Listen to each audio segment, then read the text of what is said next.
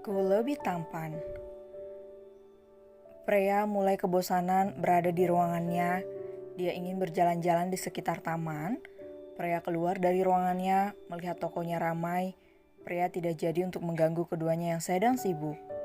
Akhirnya pria keluar sendiri, tentu saja selalu ditemani dua bodyguard yang berada 1 meter di belakang itu, yang diketahui oleh pria, sedangkan yang lainnya yang tidak diketahui berada tidak jauh dari pria, sekaligus menjaga bayangan yang selalu mengikuti pria kemanapun dia pergi.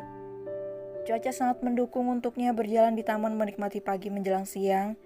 Meski sendiri, tetap saja pria melangkah pelan dan hati-hati, karena sekarang dirinya tidak sendiri, ada kandungan yang harus dia jaga. Pria duduk di atas rumput di bawah pohon yang biasa dia dan si kembar tempati. Karena lupa tidak membawa tikar, akhirnya pria tidak menggunakan alas dan duduk begitu saja. Pria memejamkan matanya, sebentar menikmati semilir angin yang berhembus pelan, hingga seseorang duduk di sampingnya tanpa permisi. Seketika membuat pria membuka matanya dan melihat orang yang berani duduk di sampingnya, meski sudah ada 2 penjaga di dekatnya. "Anda? Ada apa Anda menemui saya? Jika bukan hal penting, tolong, lebih baik Anda pergi." Pria sedikit cemas jika penjaga yang ditugaskan Alex memberikan laporan apa yang dia lakukan saat berada di taman. "Tidak apa, aku sudah mendapatkan izin dari suamimu," ucap Lan melembut sambil memandangi wajah pria lekat. "Aku hanya ingin memastikan sesuatu denganmu, jadi tolong jangan mengusirku," pintanya lagi karena dirinya sudah putus asa. "Baiklah."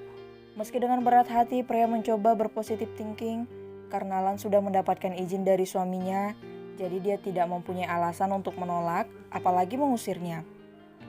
"Apa ini foto dirimu sewaktu masih kecil?" tanya Lan pada pria sambil menyerahkan selembar foto 3 orang anak kecil yang sedang duduk bersama di tengah ada anak laki-laki yang diapit 2 anak perempuan.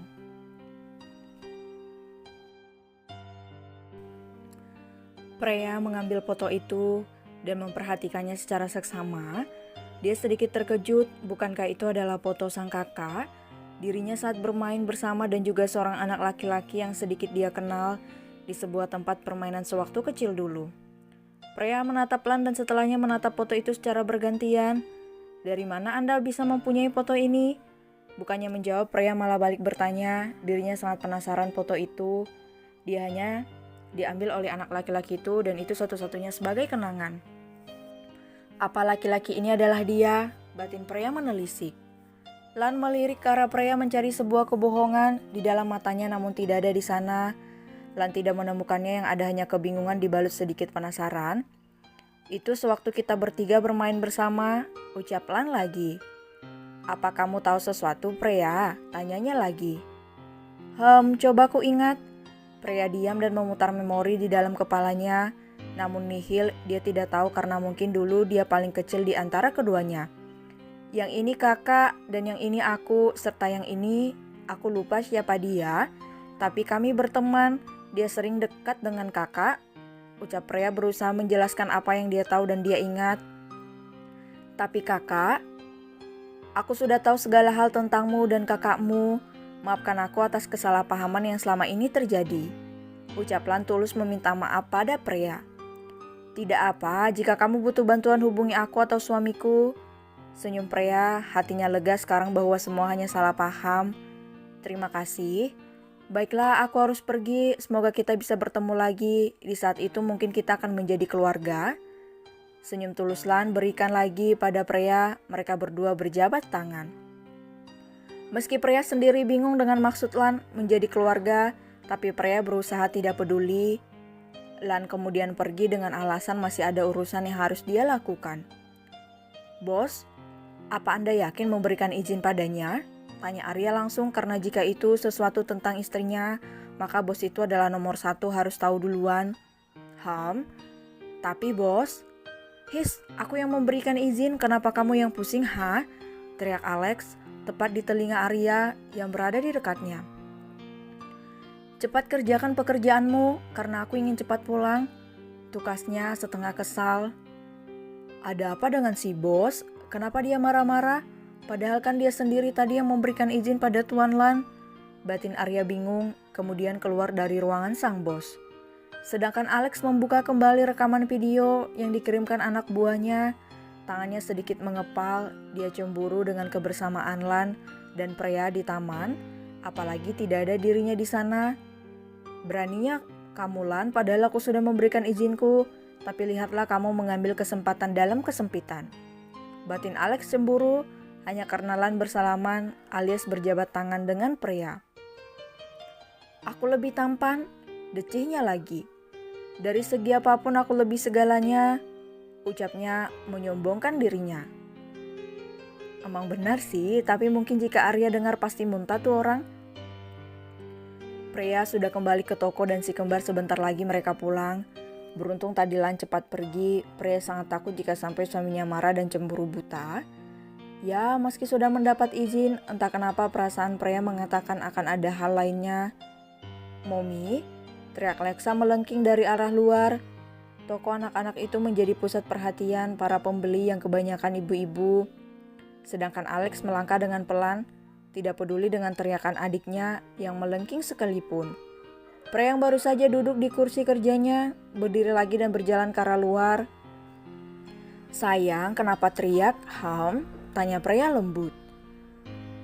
Apa tidak lihat, toko Momi sedang banyak pembeli, ucapnya lagi. Maaf Mom, Lexa tidak sengaja, kila Lexa sambil tersenyum manis, semanis Pepsodent. Di mana kakakmu? Kenapa sendiri? Tanya Freya lagi karena tidak melihat Alex. Tuh di belakang, kakak kan lelet, cibir Lexa menuduh. Siapa juga yang lelet? Orang berjalan biasa kok, kamunya saja yang berlari. Ucap Alex kesal dengan tuduhan Lexa. Sudah, kalian masuk ke ruangan Momi nanti makan bersama sekalian. Baik, Mom. Siang mama kecil, mama besar, sapa Lexa sambil berjalan ke arah ruangan Freya. Siang juga keponakan tante yang imut, sapa keduanya barengan. Lexa terus tersenyum hingga hilang di balik pintu diikuti oleh Alex dari belakang. Neng, anaknya kembar? Tanya ibu-ibu pembeli. Iya bu, kembar. Cakep ya Neng anaknya, jadi pengen punya anak kembar, ucap ibu itu tersenyum. Berdoa saja bu, siapa tahu dikabulkan, timpal Rina, sedangkan Freya hanya tersenyum menanggapi ucapan ibu itu. Bibit unggul mah beda, seloroh Nao sambil tersenyum cengengesan. Kalian ini kerja jangan bercanda terus. Sip. Freya kembali ke dalam ruangannya dan menyuruh satu bodyguard untuk membeli makanan, sekaligus untuk yang lainnya juga. Enak benar di dekat nyonya, bisa dibelikan makan, bisa sekalian cuci mata, ucap penjaga bayangan satu. Kita kalau mau apa-apa gantian, seloroh yang lain. Kalian mau buta? Tanya ketua penjaga bayangan. Tidak. Mereka menjawab serempak. Maka diamlah dan laksanakan tugas ini dengan baik, ucap ketua itu menatap tajam seluruh anak buahnya. Siap, ucap mereka serempak. Karena tahu tuan mereka kejam, tidak pandang bulu meski itu keluarga sendiri.